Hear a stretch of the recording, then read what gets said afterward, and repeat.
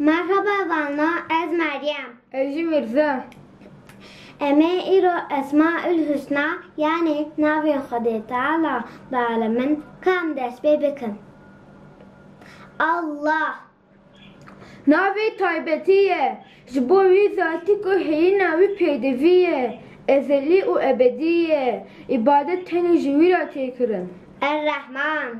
Evî li cîhanê rizqê her tiştî dide. Evî rehma xwe li ser her tiştî dibarîne. Evî mihriban e.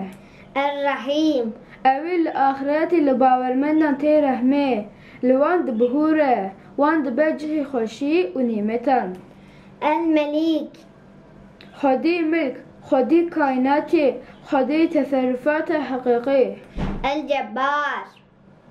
Evî xwedî hêza bêsînor e. Hêfa xwe hiltîne û dilê şikestî dicebirîne. العزیز. Evî xwedî îzzetî ye, destbilind, serdest û serkeftî û baledest e. المهیمن. Evî haya wî ji karên dizî, razên dilan heye. Zanîna wî dor li her tiştî girtiye. Bi ser her tiştî ketiye û desthilatdar û raser e. المؤمن.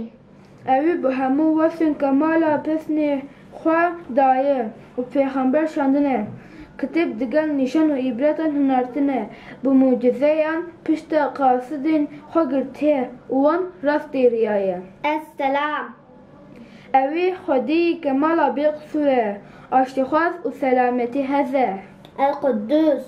Evî xwedî milk, desthilatî û teserrüfat li ser hemû mexluqan e. Xwedî mezinatî û alema jêrîn û jorîn e. القهار. Evî ku hemû mexluqan serê ji îzzet û desthilatîya wî re danîne. Ew tolveker e. المصور. Evî awa û şekil daye û dirû dide mexluqên xwe. اره وانا me ایرو دوانزده ناو خواندن حتی ویدیو کردن امان Xeda be.